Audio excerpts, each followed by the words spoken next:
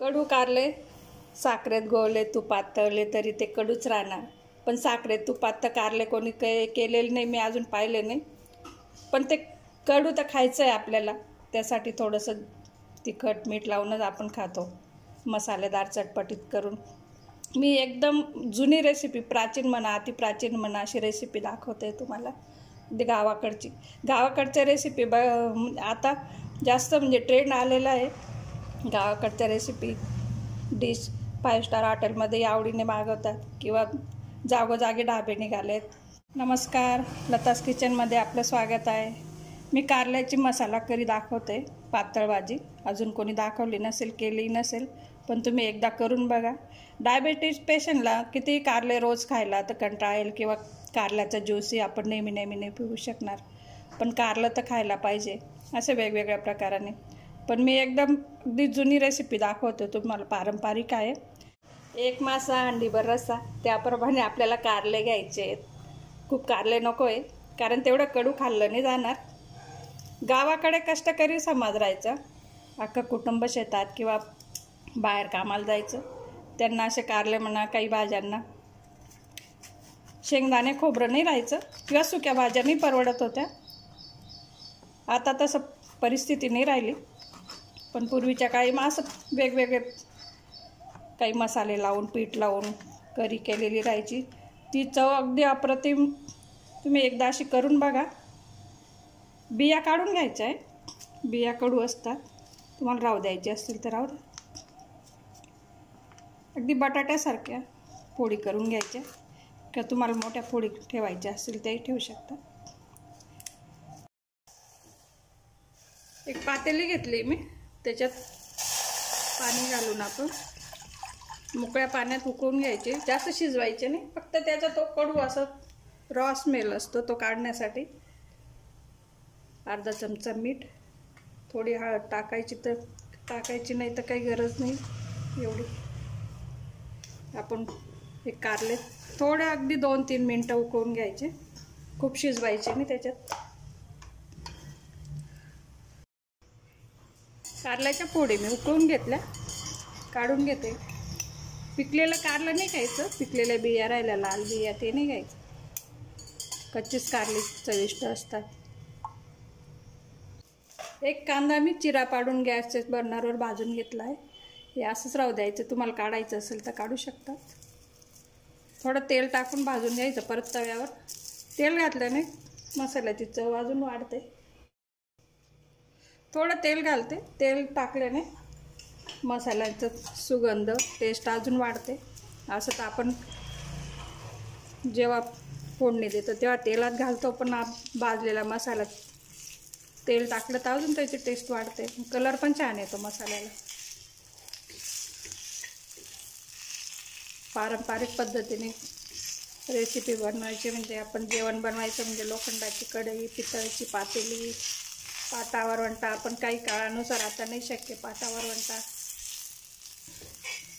पण जेवढं शक्य झालं तेवढं केलं, तेवढं आपल्याला कधीतरी वेळ मिळाला तर गावाकडचे जेवणाची आनंद मिळतो. कांदा काढून घेते मी एका प्लेटमध्ये. याच तव्यात मी सुकं खोबरं भाजून किसून घेतलं आहे थोडं. आपला कारल्याचा थोडा कडवटपणा कमी व्हावा, त्यासाठी आपण थोडेसे चविष्ट बनवण्यासाठी वेगवेगळे मसाले वापरून घ्यायचे. तसं गरम मसाल्यात खोबरं घातलंच आहे, पण जास्तीचं घालून अजून तवंग पण येतो रश्शाला. पण माझ्या मुलाला कारले खूप आवडतात, ती पातळ भाजी नाही आवडत, त्यासाठी ही वेगळी करून ठेवली. सुकी कारल्याचे काप. परत थोडंसं तेल टाकून, तसं खोबऱ्यात तेल असतं पण थोडं टाकून घ्यायचं. मस्त असं ब्राऊन कलर येईल तोपर्यंत भाजायचं, म्हणजे अशी काळ्या मसाल्याची भाजीला कलर येईल. तुम्हाला धने मिरची भाजायची असेल तर या स्टेजला भाजून घ्यायचं, पण मी पावडर घालणार आहे धनाची मिरचीची. पण आपल्याला ग्रेव्हीला थोडंसं दाटपणा येण्यासाठी ज्वारीचं पीठ घालते मी. तुम्ही ज्वारी, बाजरी कुठलंही पीठ वापरू शकता. त्याच्याने तो थोडासा तिखटपणा असतो, जळजळीतपणा तोही कमी होतो. आणि असे पिठं घातल्याने छान खमंग रस्साची चव येते, मिळून पण येतो रस्सा। अगदी 1 चमचा घेतलं आहे मी ज्वारीचं पीठ, बाजरी ज्वारी डाळीचं पीठ कुठलंही घेऊ शकता।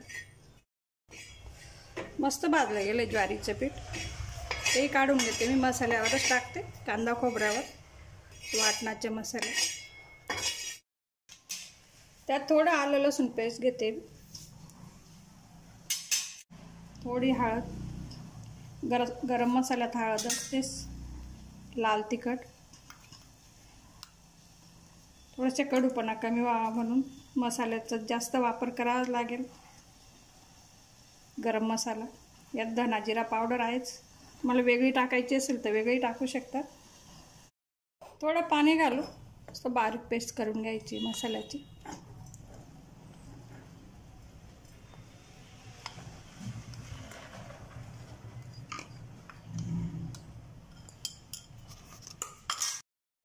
असा मसाला बारीक करून घेतला, थोडंच पाणी घातलं मी त्याच्यात, थोडे कोथिंबीर बारीक चिरून घेतली, कढीपत्ता घेतला, म्हणजे जर आपण फोडणीत घातले सगळ्या वस्तू तर टेस्ट पण वाढते, कडवटपणाही कमी होतो, तेवढं पोषण मूल्य वाढतं। कढीपत्ता तर नेहमीच रोजच खावा। 2 पळ्या तेल घेते मी, तेल थोडं जास्तच घेते, त्यात कढीपत्ता टाकून घेते, कोथिंबीर, तुम्हाला काय याच्यात धना जिरा पावडर वगैरे काही टाकायची असेल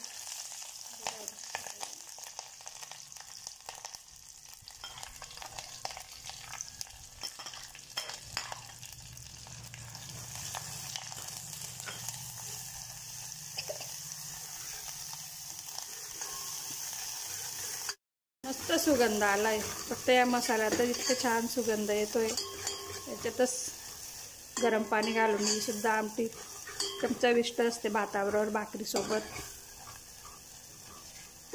मस्त तेल वेगळं सुटेल तोपर्यंत परतत राहायचं आहे।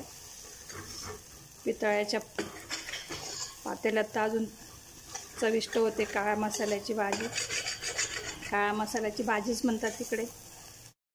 सगळा मसाला छान झाला आहे, बघू शकता, तेल वेगळं सोडलेलं आहे, कलर पण मस्त आला आहे मसाल्याला। आपण एक कारल्याच्या फोडी बॉईल करून घेतल्या हळद मिठामध्ये,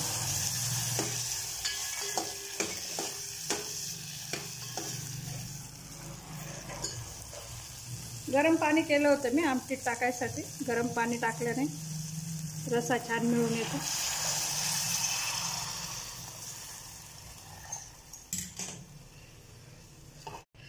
ही आमटी जरी एवढी पातळ वाटत असली पण त्याच्यात आपण पीठ घातलंय, ते शिजून घट्ट होईल, त्यासाठी मी अजून पाणी घालते त्याच्यात।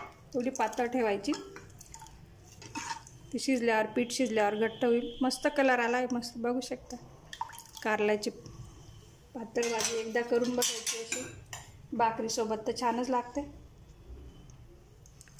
मीठ एकदम गॅस कमी करून ठेवला होता मी, 15 मिनटं मस्त उकळू दिली रस्सा, मस्त तेल पण सुटून आलं आहे, दाटसर झाला आहे रस्सा, मस्त भाकरीसोबतच खायला मजा येईल। कारल्याची पातळ आमटी, मस्त पारंपरिक रेसिपी।